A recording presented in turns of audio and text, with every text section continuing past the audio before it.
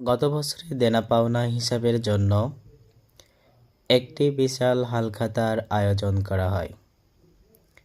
এই হালখাতায় প্রায় 200 থেকে 300 মানুষের আয়োজন করা হয়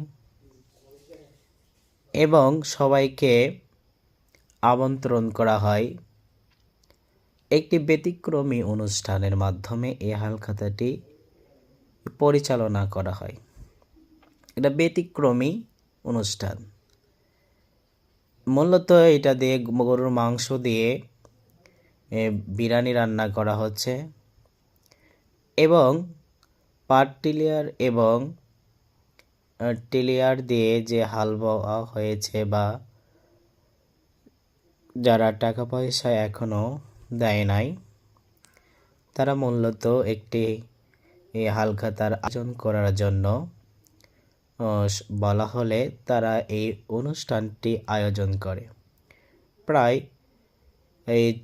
30 থেকে 40 বছরের মতো এই বিভিন্ন মানুষকে সেবা দিয়ে আছে রাজু আহমেদ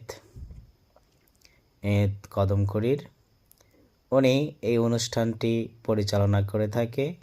যাদের ভালো লাগবে ভিডিওটি শেয়ার